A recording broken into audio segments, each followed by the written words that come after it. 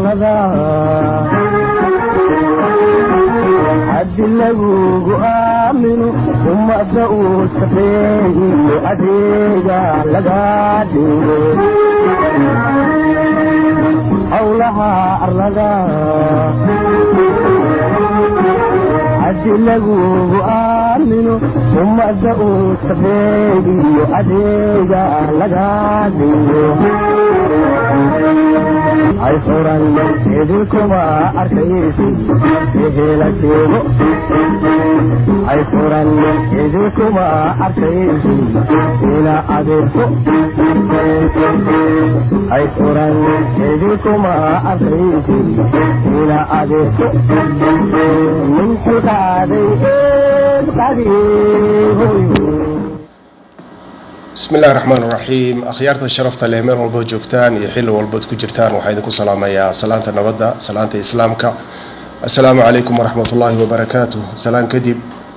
وحنا هالكن ينكسو قد بنا يا برنامج كي لما قعب حيدي اللي تركا سياسة وعي قلين تبلشدة وحينو ما أنت برنامج كو قاعدة لقي دونا دباتوين كقبل كشبه لقارهان عاصمة قدي iyo dilalkii kala duwanaa ee halkaas ka dhacay sanadihii ugu dambeeyay loo geystay dhalinyarada ee ugu dambeeyay dilkii Munasar Mukhtar jumcihii 5 bisha March 2021 Ilaahay subhanahu wa ta'ala waxaan weydiisanaynaa inuu u naxariisto dhammaan dadkii ku baxay dilalkaas waxaan Ilaahay ka baryaynaa in ehladooda uu samari iimaan uu ka siiyo waxaase mudan in la isweydiiyo su'aalaha ah maxaa keenay dilalka noocan ah aaway doorkii xukuumadda deegaanka iyo maamulka Shabeelle aaway doorkii waalidka iyo waxgaradka iyo odayaal dhaqameedka maxaa hadda loo baahan yahay in la qabto si dhibaatooyinkaas soo noqnoqday xal looga gaaro su'aalahaas iyo kuwa kale oo badan ayaynu barnaamijkan isku weydiin doonaa oo aynu kaga jawaabi doonaa waxa maanta marti noogu ah Maxamed Rashiid oo ah nin ganacsada ah oo ka soo jeeda gobolka Shabeelle isla markaana kamid ah waxgaradka gobolka su'aasha ugu horeysa ee aynu weydiinay ayaa waxay ahayd maxaa keenay dhibaatooyinkan iyo dilka soo noqnoqday ee loo geysanayo dhalinyarada gobolka Shabeelle gaar ahaan Goday bismillaahir rahmaanir rahiim injineer salaamaya waa Maxamed Rashiid su'aasha koobaad oo jawaabteeda isku dayo aniga wixii ra'yi ahaantayda ah waa maxaa keenaya yani dhibaatada Goday ka dhacaysa ee dilka ah joogtada ah waxaa keenaya dhig kara horta waxaan dhigi karaa meesha waxa taala wax la yiraahdo mas'uuliyad daro dawladii meesha ka jirtay ama council ha ahaato ama degmo ha ahaato ama gobol ha ahaatay ma aha dad bulshadii wixii laga dhowriyay inay u qabtaan ama ay ka wacyi galiyaan ama horumar u sameeyaan marka magaaladiina dad badan baa jooga oo dhalinyaro badan baa joogta oo waad garan kartaa fowdo badan iyo dhalinyaranimo badan baa ka jirta marka de meeshii wax dawli ah oo dawladii wixii looga baahnaa ama dawlad hoos looga baahnaa ama degmo looga baahnaa ama gobol looga baahnaa horumarin ahaa ee dhalinyarada loo sameyn lahaa meesha kuma jirto waxa kaliya meesha yaala waa askari qori haysta oo dhalinyaradii dilaya umba meesha taala marka mas'uuliyad darra meesha ka muuqata Maxamed Rashiid aad baa u mahadsan tahay waxaad ka dhawaajisay inay jiraan isdhamaystir la'aan iyo kala daadsanaan u dhaxaysa maamulka iyo ama xukuumadda deegaanka aynu dhahno iyo dhammaan bulshada inteeda kale oo ay lafdhabar ay u yihiin dhalinyarada iskaashi la'aantaas ka dhalatay maamul xumida iyo kalsooni la'aanta maamulka iyo u dhaxaysa bulshada inteeda kale sidee maanta hadda lagu sixi karaa ama waa maxay waxa loo baahan yahay in la saxo arrimahaas si dhibaatooyinkaas ay u noqdaan kuwa xal loo helo oo aynu mar labaad aynu u soo noqonin dilalka iyo dhibaatooyinka hadda ka dhacaya gobolka Shabeelle injineer su'aasha labaad waa su'aal guda ballaaran yani aragtidayda sababta oo ah waxa weeye isku xidhnaansho bulsho meesha ma jiro sida hadda carabkaagaba aad ku dhufanayso ama waalid ha noqoto ama dowladdii ha noqoto ama macallimiin ha noqoto ama hooyooyinkiiba ha noqdaane wax isku xirnaansho bulsho ah oo caruurtii loo sameeyey oo dabagal ahoo lagu hayo oo lagu toosanayo meesha ma yaallo waxaa saasana dowladdu inay samaynaysaa loo baahnaa dowladdu abuurayso marka meeshan hadda goday markii aad fiiriso sida hadda waxyaabaha ugu dambeeya ka dhacayaan wax isku xirnaansho ma jiro oo dhalinyaradii iyo waalidkii iyo dowladdii ma jiro China group baa jira leeyahay meeshan dowladdii waxay doontay samaynaysaa ciyaal bay xabsi ku guraysaa waxay doontay ka samaynaysaa aniga maxamuud hadda kula hadlayo wiilkay inta la xidhay baa la yiri waa China group oo wariga China group raacin sababtu waxa weeye marka isku xirnaansho ma jiraan ama wasaaradda waxbarashada oo macallimiinta oo guddiyo laga qabtay guddi waalid oo la qabtay guddi councilkii ah guddi degmadii ah guddi gobolkii ah oo noloshii ummadii in la dhiso oo hore loo wada inta loo qabtay la dabagalayo ilmihii tarbiyadiisii nin walba ilmihii dadka ilmihii ma wada tarbiyaysan karaan dad baaban ilmihii tarbiyaysan karin hooyaaba agoon caruurtii awood u lahayn ay celiso aabbaaba wadanka ka maqan oo anoo kale oo ilmihiisii aan ogaan karin xaaladiisa waxyaabo badan baa caruurtii ayaa jira nin baaba joogo ilmihiisii aan tabar u helayninba uu ku celiyo oo ay ka tabar badanayaan wixii haddaan bulshadii isku xirnaansho la helin oo bulshadii dowladdii oo councilkii iyo degmadii iyo gobolkii iyo hay'adihii amnigii oo dhinacyada ka socda waalidkii oo dhinac ka socda macallimiintii quraanka oo dhinac ka socda aan inta la isku xirnaado oo guddiyo la sameeyo xaafad walba guddigeeda intuu shaqeynayo xaafadba guri walba caruurta ku nool xaaladooda aan gaar loola soconin oo xaafadda caruurtooda qalqaaliga tahay ama waxoogaa fowdo ay ku jirto aan barasharka la saarin oo nolosha in lagu celiyo aan la samaynin hawshan hadda socota waa uun kasii daraysaa qoladii dowladdan hadda waxaa ka muuqata inaysan arrimahaas dan ka lahayn oo aysan wax arrintaas mas-uuliyadda ka saareen saasay tahay waxaa keliya haddana mas-uuliyadda waxaa ka saaraa ay noqotay inay qori soo qaataan oo ilmo nin dhalo laga yaabo inuu ilmo adabsan bahaa ay madaxa xabad kaga dhuftaan oo waxyaabaha shalay hadda mudaharaadka goday uga dhacay loo qaadan la'yahay dowladda qaabdaradeeda dowladdan soo amartay in ilmaha la dilo goormay ilmaha wacyigelin u samaysay waalidkii iyo iyagii iyo macallimiintii iyo goormaa isku xirnaansho la sameeyey wacyigelin la sameeyey xabadda intaan lagu dhufanin ka hor goormaa digniin la siiyey dhallaankan goormaa shirar loo qabtay oo dhalinyaradan inta shirar loo qabtay laga wacyigeliyey waxyaabaha xunxun inay sameeyaan waxaasoo dhan ma jiraan nin askariya oo laga yaabo in tababarba soo qaadanin iyo nin soo amray oo wuxuu yahay aan la garaynin baa wiil xabad madaxa kaga dhufanaya maalin walba sabab ay u dilayaan lama garanayo ilmahan mar haddaadan soo wacyigelinin nidaam dawli ah aadan ku soo qaabilin dowladdii aysan wixii ka soo shaqaynin maxay u dilaysaaba waa qalad wiil kubad ka soo baxay oo kubad ciyaariyo ka soo baxay baa la dilay baa leeyahay mar kale wiil kale oo xaafadooda sawir fadhiya leeyahay mar kale haween baa meel jeengada isku laalaayay afar ruux baa booliska ay xabad ku fureen ku dhufteen meesha marka horta mas'uuliyad darrada ugu badan ama dambiga foolxumada ugu badan wax qaadanaya waa dowladda meesha ka jirta marka haddii aan la helin dowlad wixii ka shaqaynaysa oo magaalada goday caruurta faraha badan ee ka kacday tusaale dad badan bay dhaleen ninka ugu yar baa 5 caruur haysta nin baan weydiiyay caruurtooda waa imsaan ku hore 28 buu yiri 28 caruurtaas halka ninkii ma ogaan karo afar haweena dhalay midba meel bay joogtaan miyuu ogaan karaa ma ogaan karo laakiin haddii qad jeexan oo nidaam ahoo dowladdu ay samaysay oo guddigii waalidiintu ay sameeyeen oo xaafadan u jeexan oo magaaladan u jeexan ay caruurtan og yihiin oo hooyadu og tahay oo aabuu og yahay kaan baa lagu wada soconaya wixii ma jiraan councilkii wax uu diyaariyey oo magaalada uu u diyaariyey oo nidaam ah oo caruurta ay ku soconayso ma jiro wasaaraddii waxbarashada iyo tarbiyada iyo tacliimta waxay soo diyaarisay oo ay ku soconayso ma jiro dhibka ugu badanna wuxuu ka jiraa nidaamka dawliga ah ee meesha ka jira kolkii dowladdii hore ee dhibka badneed ee la soo dhaadhicinayay ee council la sameynayay councilkan waxa loo sameynayay wuxuu ahaa inuu bulshada magaalada hoos u galo yani hadda council marka la yiri ma xukumaan hadda councilka goday ma xukumaan badilacad ma xukumaan hadhaawana ma xukumaan hilo guduudo ma xukumaan waxaa degmada xukunta councilku wuxuu xukumaa magaalada gudaheeda waayo magaalada maxay ka qabteen wax alla waxay ka qabteen ma jira carruur bay xabad madaxa kala dhacayaan waa arrinta dadka la wada yaaban yahay councilkii shaqadiisii bay gabeen cid ku daba taaganna ma jirto waa degmo waa gobol waa deegaan waa federal marka waxaa loo baahan yahay qurba joog iyo qaran joog haddii aan nahay inaan inagu u diyaar garowno wacyigelinta caruurteena iyo horumarinta gobolkeena aan samayno wax la inagaga daydo oo deegaanka intiisa kale nagu dayan karo in aan qabano ayaa loo baahan yahay dhiigga daadanaya caruurteena ee xaqdarrada maalin walba loo diliyana inaan hor istaagi karno aan isku dayno inaga oo nidaam magaalada goday ama dhalinyarada ku nool ay ku soconayso la imaanayno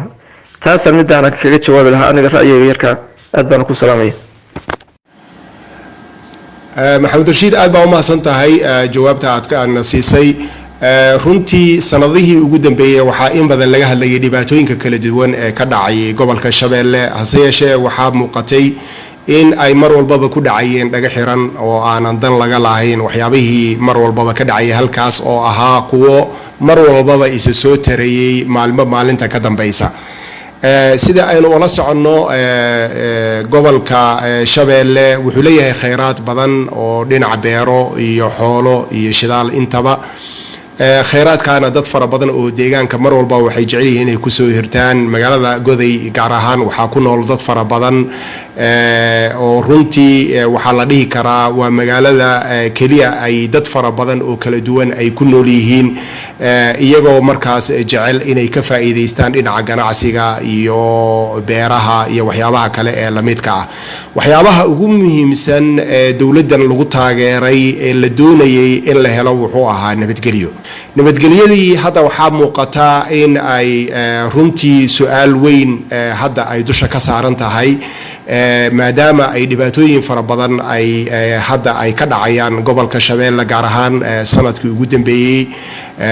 sida oo la socoto bayaxow dhibaatooyin badan baa ka dhacay sida aad sheegtay dhulal la isku haystay sidaas oo kale dhibaatooyin baa ka dhacay oo dad baa ku dhaawacmay qaarkoodna ay ku dhinteen dhalinyaradu sidaas oo kale waxaa iska jira xabad mar walbaba socota oo aad moodo in ayaga loola dan leeyahay oo mar walbaba ka dhacaya goday isla markaana dhalinyarada ay ku dhimanayaan ayaga oonan haba yaraatee wax wacyigelina aan loo samayn marka ma la dhihi karaa ma aha ciladu ama dhibaatadu xukuumadda oo kaliya sababtoo ah xukuumaduhu mar walbaba doorka waynu ognahay door libaax inay mar walbaba ku leeyihiin hase yeeshee dhinaca bulshada ma la dhihi karaa ayaga laftirkooda waa arrintaas waa ku ceebaysan yihiin oo doorkii la rabay ayay kasoo bixi waayeen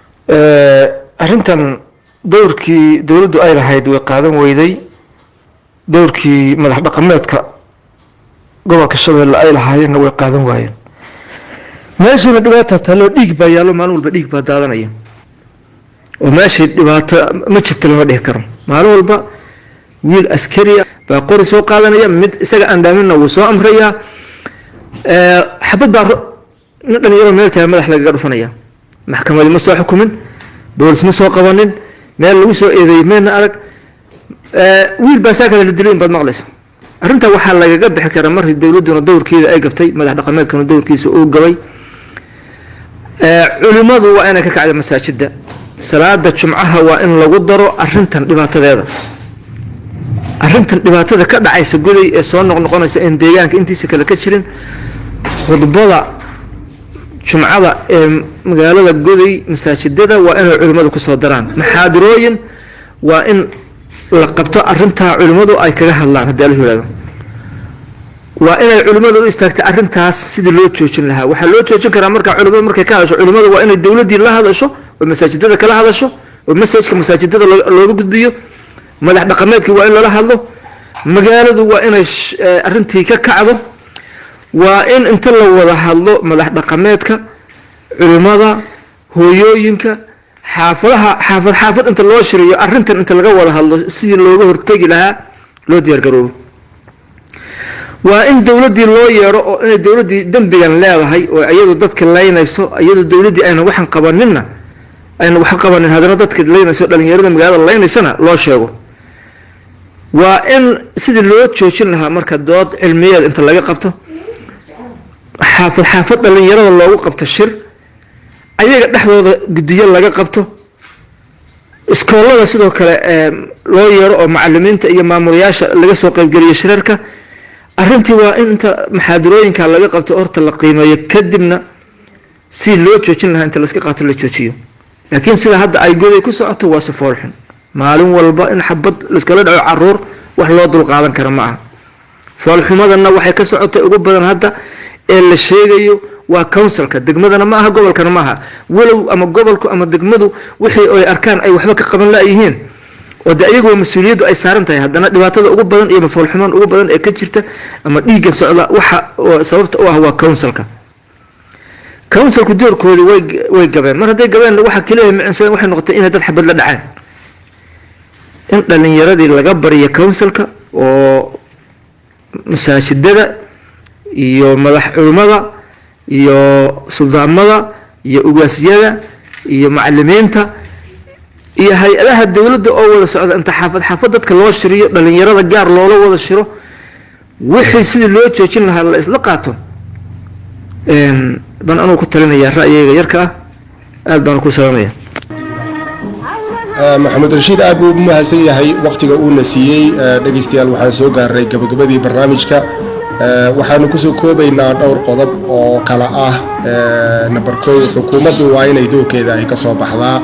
waxaa la isla qiray ama aynu isla garanay in xukuumaddu doorkeeda ay aad iyo aad uga gaabisay, sidaas oo weyn loo baahan yahay in ay xukuumaddu doorkeedaas ay dib u soo celiso. qodobka labaad, waxgaradka sidaasoo kale waa inay kaalintooda ay qaataan, gaar ahaan dadka jooga goday. waa in ay runtii kala qabtaan shirar kala duwan oo wacyigelin, islamarkaana ay bulshada ka wacyigeliyaan sidii dhibaatooyinkan jira loo xalin lahaa, islamarkaana mas-uuliyiinta xukuumadda loola xisaabtami lahaa. qodobka saddexaad,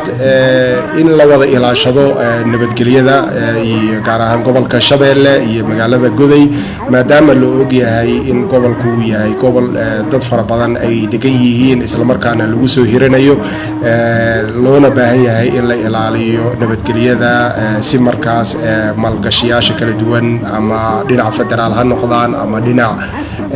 dadka kale ee bulshada Soomaaliyeed ha noqdaan ay ku soo hiranaya gobolka, ay u dareemi lahaayeen in gobolku yahay gobol nabada, nabadna ay ka jirto. mas-uuliyadaasna marka waa mas-uuliyad ay leeyihiin, si gaar ah ay u leeyihiin dadka u dhashay gobolka Shabeelle oo loo baahan yahay inay ilaaliyaan, inkasta oo mas-uuliyadda ugu weyn ay dusha ka saaran tahay dowladda. qodobka afraad, in dhalinyarada laftirkooda ay isku tashadaan, islamarkaana ay samaystaan guddiyo kala duwan, iyagoo ku dadaalaya inay mar walbaba doortaan mas-uuliyiin runtii danaynaya danaha dhalinyarada, islamarkaana ka danqanaya dhibaatooyinkooda. arrintaa runtii maadaama hadda ay soo socoto ama ay soo dhow yihiin doorashooyin, waxaa loo baahan yahay dhalinyaradu inay is-abaabulaan oo si nabadgelyo ah ay mar walbaba ay noqdaan dad iskugu xiran oo iyaga isku tashada oo iyagu mar walbaba isku daya in ay dowr ama kaalin wanaagsan ay ka qaataan deegaankooda, aysan ka sugin oo keliya dadka kale in ayagu ay u keenaan wixii ayaga danahooda ee mustaqbalkooda, maadaama lafdhabar ayagu ay u yihiin bulshada, ayagana ay noqon doonaan dadka mustaqbalka liid garaynaya ama hoggaanka u qabanaya deegaanka. waa inay noqdaan dad ayagu dhisan oo soo kaca oo xisaabtami kara oo fikiri kara, aysan noqonin oo keliya dhalinyaro dadka kale uun keliya wax ka suga. qodobka shanaad waxaa weeye waa in la xoojiyo iskaashiga dadka waxgaradka guda iyo dibad, islamarkaana wacyigelin kala duwan la sameeyo, shirar kala duwan oo sanadla ah la qabto, si markaas bulshadu ay u dareento inay wax socdaan oo dhaqdhaqaaq uu magaalada uu ka jiro, dadkuna bulshaduna ay u dareemi lahaayeen bulsho wada jirta oo mid ah, islamarkaana si wada jir ah oo isku dan ah ay mar walbaba ay ula xisaabtamaan mas-uuliyiinta heer gobol iyo heer deegaan intaba. marka dhageystayaal intaas aynu ku soo gabagabaynaynaa barnaamijkeeni maanta. aad buu ugu mahadsan yahay maxamed rashiid oo igala qayb qaatay, idinkuna aad baad ugu mahadsantihiin dhageysiga aadna dhageysateen. waxaan rajaynayaa inaan insha Allah kulamo kale ilaahay subxaanahu wa tacaala inagoo nabada deegaanka oo nabada iyo gobolka Shabeelle oo nabada inuu ilaahay subxaanahu wa tacaala uu nagu kulmiyo ka rajaynaynaa. sidaas iyo nabadgelyo. assalaamu calaykum wa rahmatullah.